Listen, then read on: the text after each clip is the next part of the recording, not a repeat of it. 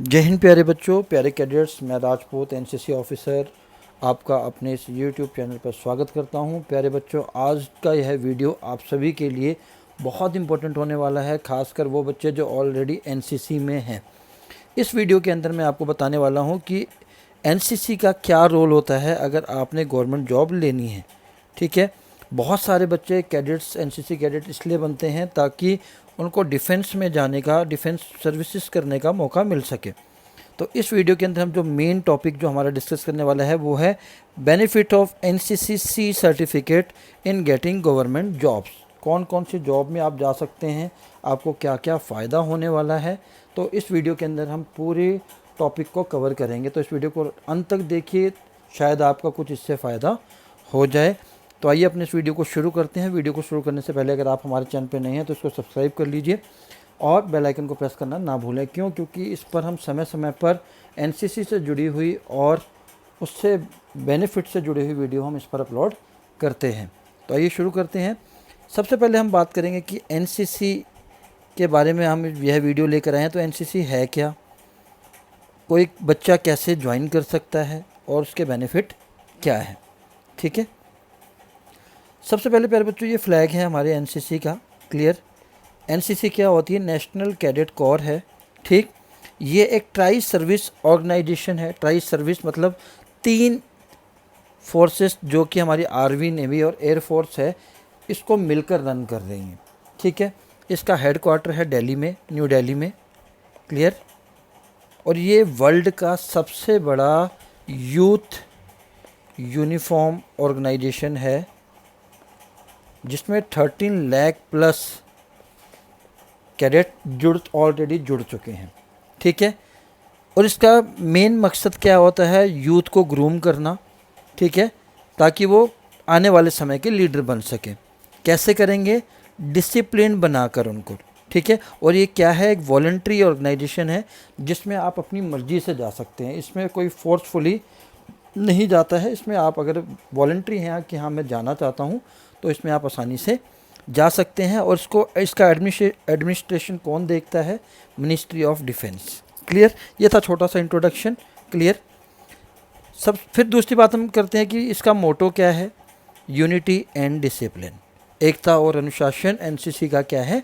मोटो है। ये यहाँ नीचे भी इसके लोगों में लिखा हुआ रहता है। अब कैसे? अभी तक मैंने बताया कि एनसीसी थी क्या। ठीक है, अब मैंने बताया कि इसको ज्वाइन कैसे कर सकते हैं। तो प्यारे बच्चों, आपके स्कूल में जहाँ जहाँ पर भी एनसीसी है, फ़िलहाल ये हर स्कूल में नहीं है, पर जिस भी स्कूल में एनसीसी है उसका एक एनरोलमेंट प्रोसीजर होता है। ठीक है, तो उसके लिए कुछ एलिजिबिलिटी कंडीशंस होती हैं जो कि नीचे लिखी हुई होती हैं। जो ऑलरेडी कैडेट्स हैं उनको पता है, उनको पता होने की ज़रूरत नहीं है, क्योंकि ऑलरेडी कैडेट्स हैं। या तो वो सिटीजन ऑफ इंडिया हो या नेपाल का हो, मॉरल करैक्टर गुड होना चाहिए, उस स्कूल में होना चाहिए जहाँ पर एनसीसी है, स्कूल या कॉलेज दोनों में होती है, और मेडिकल स्टैंडर्ड से मीट करना चाहिए, क्योंकि जिस बच्चे ने एनसीसी में जाना है सब उसका मेडिकल भी होता है।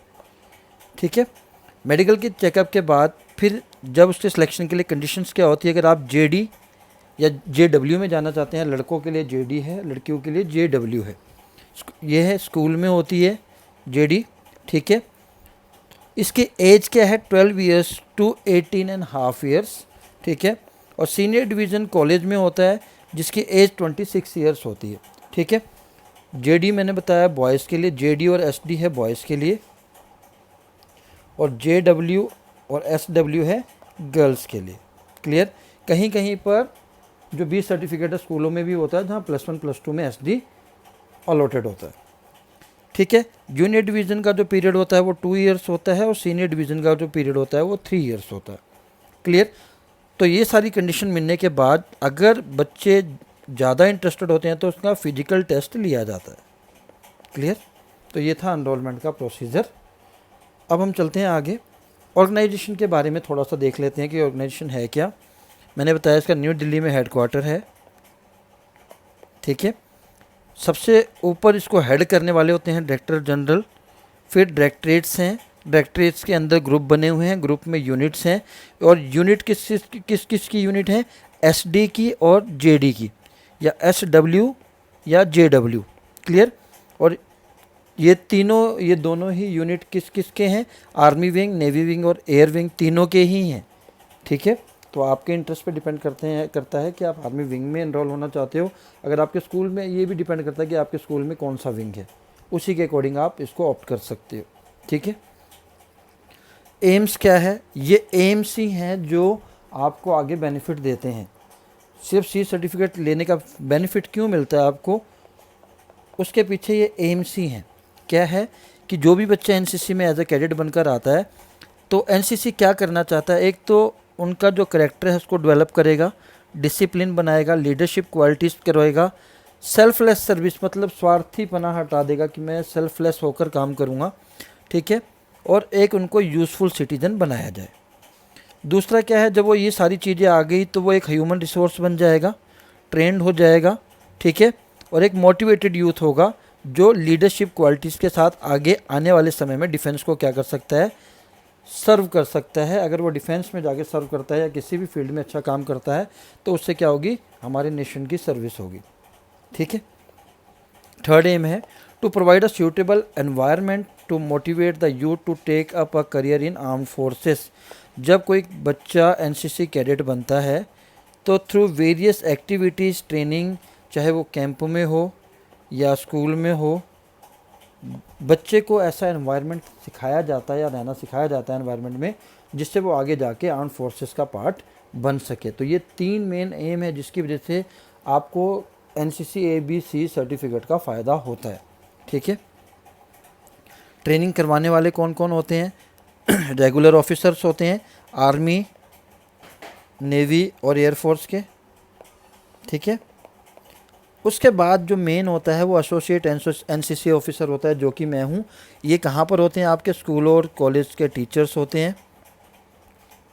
ठीक है, गर्ल कैडेट इंस्ट्रक्टर जो गर्ल कैडेट को इंस्ट्रक्शन देते हैं। इसके अलावा पीआई स्टाफ होता है जिसे हम परमानेंट इंस्ट्रक्शन स्टाफ होता है, ये भी आर्मी, नेवी या एयरफोर्स के रेगुलर स्टाफ होते हैं।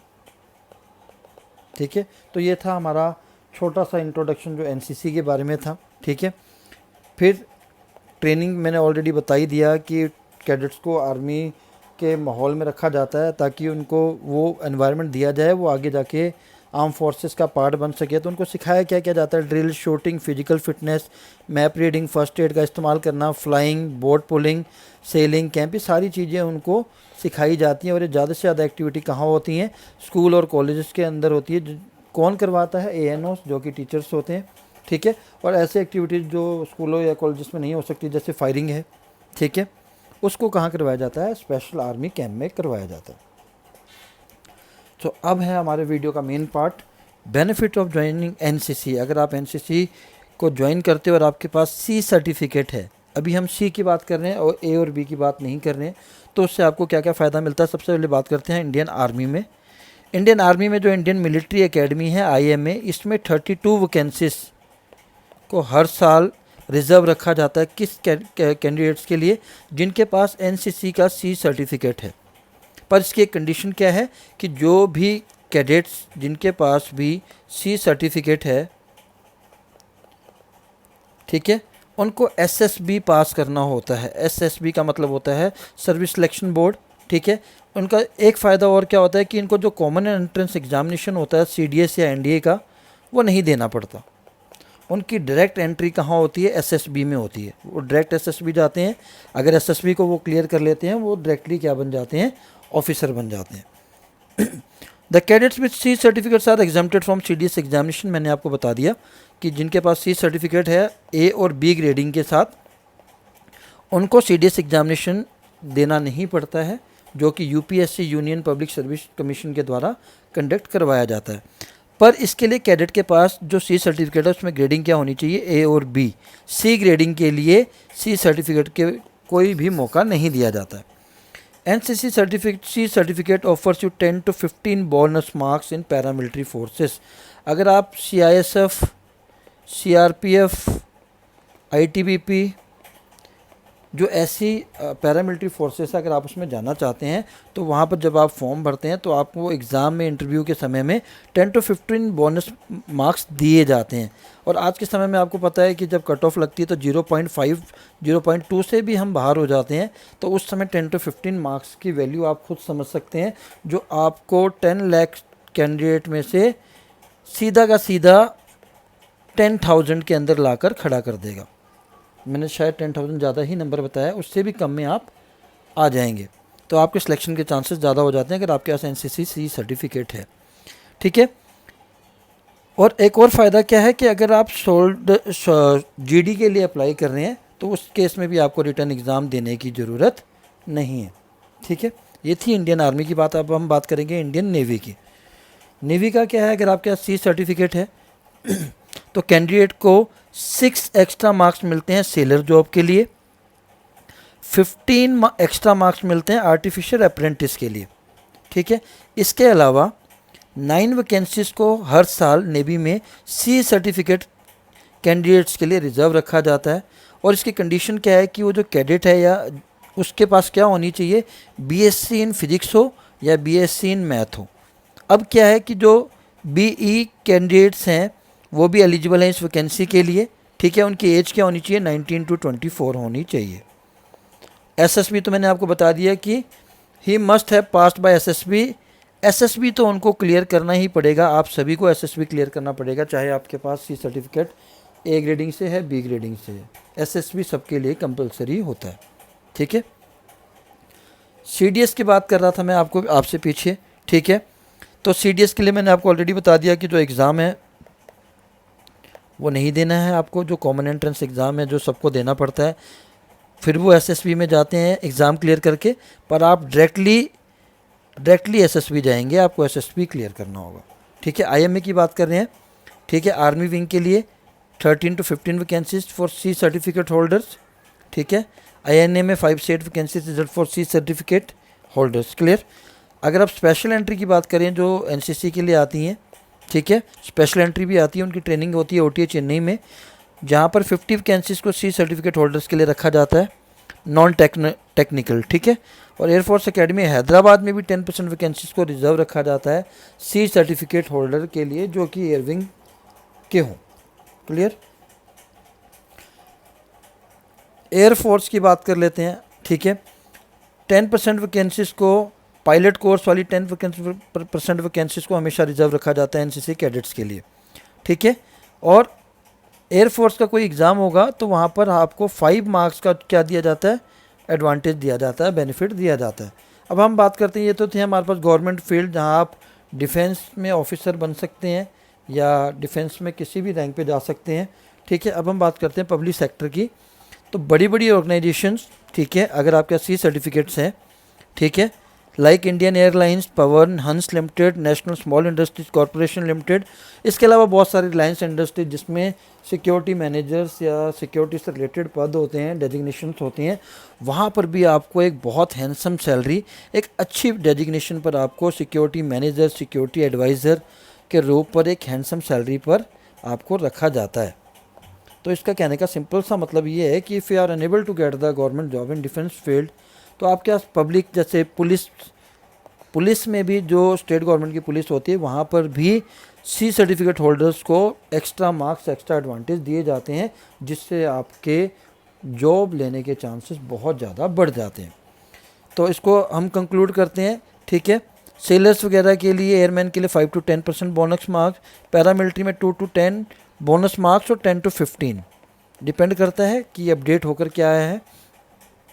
टेलीकम्युनिकेशन में बोनस मार्क्स दिए जाते हैं। CRPF NCC cadets holding 3rd division degree eligible for recruitment to gazetted post. Central जो CRPF है उसके अंदर आप गेजेटेड पोस्ट के लिए अप्लाई कर सकते हैं। और बहुत सारे फील्ड हैं। ठीक है। जी गर्ल्स कैडेट इंस्ट्रक्टर बन सकते हैं, होल टाइम लेडी ऑफिसर बन सकते हैं। स्टेट गवर्नमेंट की बहुत सारी सर्विसेज है जहाँ पर NCC सर्टिफिकेट का बेनिफिट आपको मिलता है। इंडस्ट्रीज़ मैंने आपको ऑलरेडी बता ही दिया है कि जिसमें आपको सिक्योरिटी मैनेजर, सिक्योरिटी एडवाइज़र के रूप में आपको रखा जा सकता है। और NCC गेम्स में क्या है कि टीमों का अवार्ड दिया जाता है उनके एक्सीलेंस के लिए। तो मेन चीज़ क्या है कि आपको पता है कि आज के समय में जॉब बहुत कम है। क्यों जॉब कम नहीं है, एक्चुअली हमारी पॉपुलेशन ज़्यादा है। पॉपुलेशन ज़्यादा है तो कैंडिडेट ज़्यादा हैं। इस कैंडिडेट में से फ़िल्टर होकर अगर 100% ने अप्लाई किया तो सिर्फ 10% कैंडिडेट ही आगे मूव करते हैं। तो ये एनसीसी सर्टिफिकेट आपको इन 10% में लाने में बहुत हेल्प करता है। अगर आप इन 10% में आ जाते हैं तो आपके जॉब लगने के चांस 99% हो जाते हैं। तो ये था एनसीसी सर्टिफिकेट का फ़ायदा। तो आप सभी अगर एनसीसी ऑप्ट करते हैं तो ए सर्टिफिकेट के बाद बी पर मूव करिए और बी से सी ज़रूर मूव करिए, क्योंकि सबसे ज़्यादा बेनिफिट आपको बी और सी सर्टिफिकेट का ही मिलता है। ठीक है, तो प्यारे कैडेट्स, प्यारे बच्चों, आज का ये वीडियो शायद आपके कहीं ना कहीं हेल्पफुल रहा होगा आपके लिए। अगर कुछ भी हेल्प हुई है तो प्लीज़ इस वीडियो को लाइक शेयर करिए, और अभी तक अगर आपने हमारे चैनल को लाइक नहीं और सब्सक्राइब नहीं किया है तो प्लीज़ सब्सक्राइब करें। तो जय हिंद, फिर मिलते हैं नेक्स्ट वीडियो में, तब तक के लिए जय हिंद।